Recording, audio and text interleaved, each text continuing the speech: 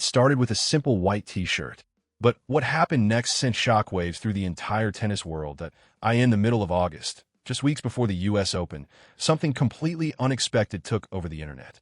Not a Grand Slam victory, not a shocking upset, not even a dramatic match point at IT was a Nike shirt. A specific white tennis top, worn by a 20-year-old from the Philippines named Alex Eala, suddenly vanished from stores everywhere. Gone. Sold out in hours.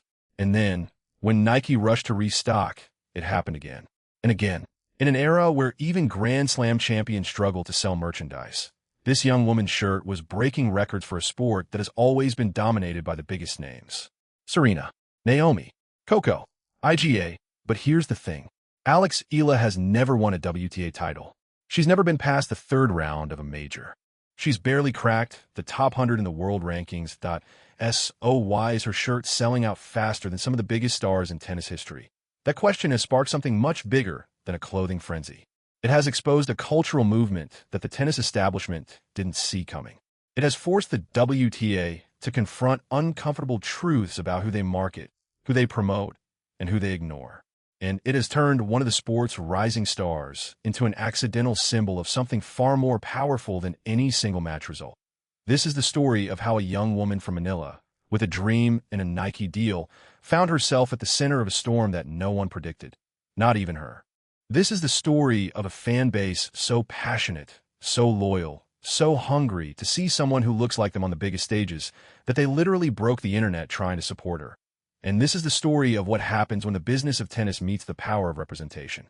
Because as the U.S. Open approaches, one question is echoing through the corridors of the Billie Jean King National Tennis Center, through the offices of the WTA, and through the boardrooms of Nike.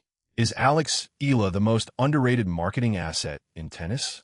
Or is she about to become something even bigger? A player who doesn't just win matches, but changes the game itself.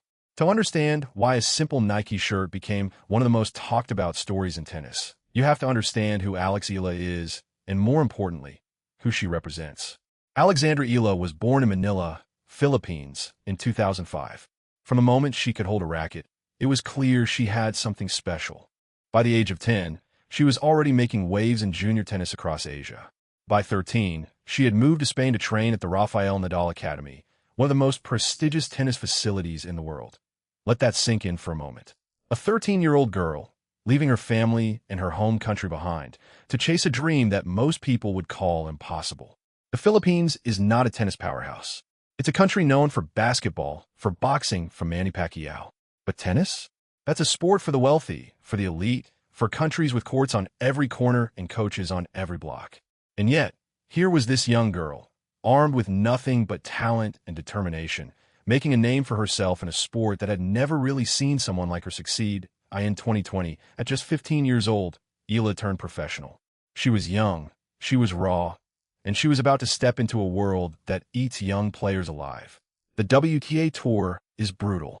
It's a constant grind of travel, pressure, and competition against the best athletes in the world. For every Coco Gauff or Emma Raducanu who bursts onto the scene and wins a major, there are dozens of young players who get chewed up and spit out. But Eala had something different, something that couldn't be measured in rankings or statistics. She had a country behind her, not just a small group of fans, but an entire nation.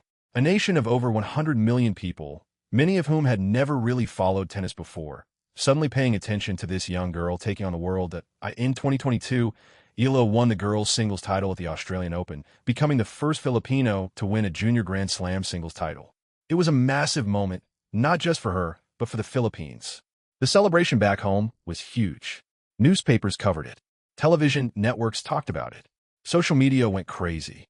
But junior success doesn't always translate to professional success.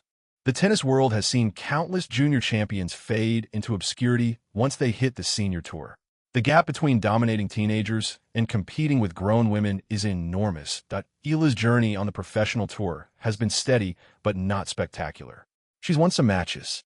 She's lost some matches. She's climbed the rankings slowly, breaking into the top 200, then the top 150, and eventually knocking on the door of the top 100. Then came 2023, and with it, a moment that would change everything. Nike signed Alex Eala to a sponsorship deal. It wasn't a massive, headline-grabbing contract like the one Serena Williams or Naomi Osaka had signed. But it was significant. A global brand like Nike doesn't hand out deals to players they don't believe in.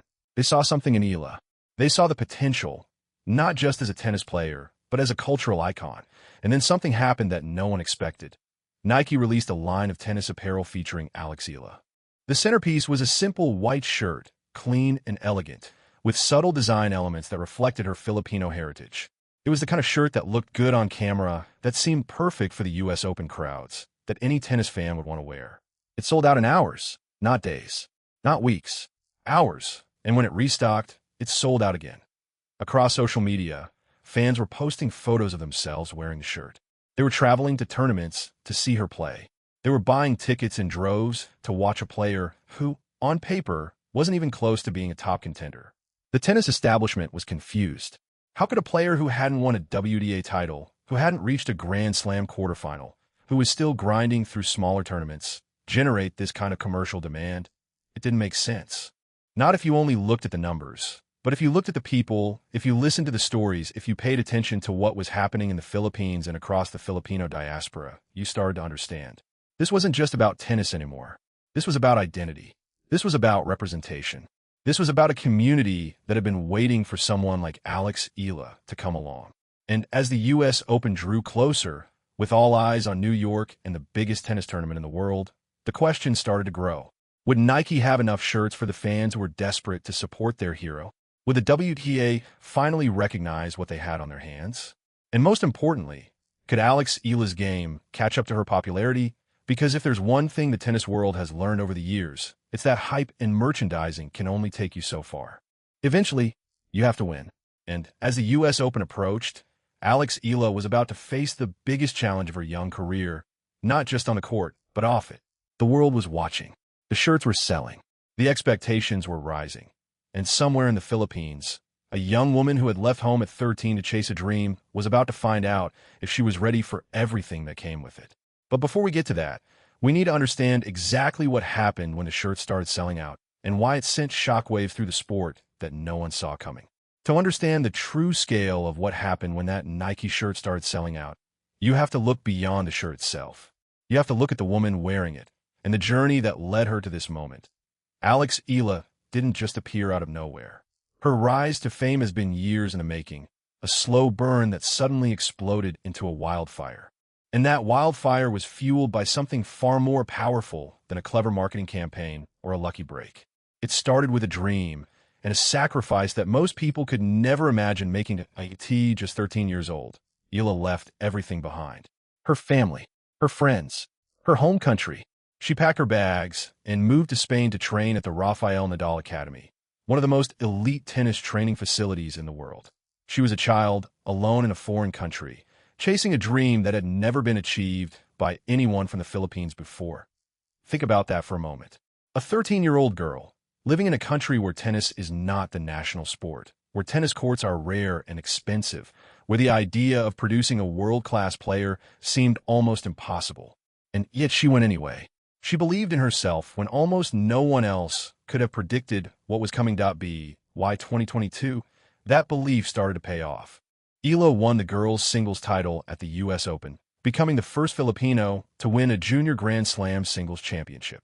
It was a massive achievement, the kind of moment that makes a country sit up and take notice. But junior success is one thing. The professional tour is something else entirely. Eala turned professional and began the long, grueling climb up the WTA rankings. She started outside the top 200. She won some matches, lost others, and slowly began to build a reputation as a player who could compete with anyone on her day. Then came 2025, the year everything changed. Eala had a breakout run at the Miami Open, reaching the semifinals and announcing herself to the world. It was the kind of performance that makes people pay attention. She wasn't just a junior champion anymore. She was a legitimate threat on the WTA Tour. The wins kept coming. She reached her first Grand Slam tournament at the French Open, a milestone that many young players never achieve. She made her Wimbledon debut, and Nike marked the occasion with a custom white hair tie adorned with a sampaguita, the national flower of the Philippines. It was a small gesture, but it carried enormous meaning. Eala posted about it on Instagram, writing, "The sampaguita, the flower of my country. a reminder of where I come from and everything that brought me here. The post drew over 100,000 likes. Fans flooded the comments with messages of support. But here's the thing, it wasn't just about the tennis anymore. It was about something deeper. Because for millions of Filipinos around the world, Eala represents something they've never had before. A global sports icon who looks like them, who comes from the same place, who carries their flag on the biggest stages in the world. And that was just the beginning. In July 2026, Eala made the fourth round of Wimbledon, a run that included a victory over defending champion Iga Swiatek. The defending champion, one of the best players in the world. And Eala beat her on the grass courts of the All England Club. If Miami was the announcement, Wimbledon was the confirmation. Alex Eala was for real. Then came August and the tournament that would change everything. The Washington Open. A WTA 500 event, one of the biggest tournaments on the tour outside the Grand Slams. And Eala went on a run that nobody saw coming. She beat reigning Olympic gold medalist Zheng Qinwen. Then she beat defending champion Leylah Fernandez. Then she beat world number 10 Alina Svitolina. Then she beat four-time Grand Slam champion Naomi Osaka. Just let that sink in. Naomi Osaka, a player who has won 4 major titles. A global superstar. And Eala beat her like she belonged. To understand the true shock of those shirts selling out, you have to understand the context of what was happening in tennis at that exact moment. And to understand that, you have to look at the numbers. The shirts that were flying off shelves weren't just any shirts. They were part of Nike's US Open Player Collection, the brand's biggest tennis drop of the year. Every major Nike-sponsored player gets their own version. Carlos Alcaraz, the young Spanish superstar who had already won multiple Grand Slams. Jannik Sinner, the world number 1 in men's tennis. Aryna Sabalenka, the reigning world number 1 in women's tennis, a 2-time Grand Slam champion with one of the most powerful games the sport has ever seen. These were the faces of tennis. These were the players who sold tickets. These were the players who moved merchandise. And yet, according to reports from Hardcourt and confirmed by multiple sources, Eala's outfit sold out almost immediately, while the gear for Alcaraz, Sinner, and Sabalenka remained comfortably in stock. Think about that for a moment. A 21-year-old who had never won a WTA title until just weeks earlier, whose career-high ranking at the time was barely inside the top 20, outselling the world number 1 in women's tennis on her own brand's merchandise. It didn't make sense. Not on paper. But the people who were buying those shirts weren't looking at the rankings. They weren't looking at her Grand Slam results. They were looking at something else entirely. They were looking at a young woman who had just done something no Filipino had ever done in professional tennis. Just days before the shirts dropped, Alex Eala had won the Mubadala DC Open in Washington. It was her first WTA title. And the path she took to get there was nothing short of extraordinary that she beat Olympic gold medalist Zheng Qinwen. She beat the defending champion Leylah Fernandez. She beat world number 10 Alina Svitolina. She beat 4-time Grand Slam champion Naomi Osaka. And then, in a rain-interrupted final, she beat world number 3 Jessica Pegula 0.6 matches against some of the best players in the world. 6 wins. And in the final, she came back from losing the first set to win the second 6-4, and then absolutely dominated the third, 6-0. When it was over, Jessica Pegula stood on the court and said something that summed up what everyone in the stands already knew. I can definitely confirm for a Monday final, this is the best Monday final crowd I've ever seen, Pegula said. All the Filipino fans that came out and have supported, you guys are helping grow tennis around the world. That crowd was everywhere. Thousands of Filipino fans packing the stands at the Fitzgerald Tennis Center in Washington, waving flags, cheering after every point, turning a tournament that usually struggles to draw a crowd into a sold-out spectacle. The tournament owner Mark Ein was stunned. Honestly, we had no idea what to expect, and you guys blew us away, he said. Talking to people who have spent their life on the tennis tour said that this might be the greatest crowd for a Monday final anyone's ever seen. This wasn't just tennis. This was something else entirely. The WTA, in a social media post, called it the Eala Express. Sky Sports wrote that she was quickly becoming the biggest thing to come out of the Philippines since legendary boxer Manny Pacquiao. The Washington Times dubbed her Alexander the Great. And back home in the Philippines, something was shifting. For a country that had always been obsessed with basketball and boxing, tennis was suddenly everywhere. French sporting goods retailer Decathlon saw sales of beginner tennis rackets spike 66% in the past year. Parents were scrambling to find courts for their children, and courts were becoming almost impossible to book.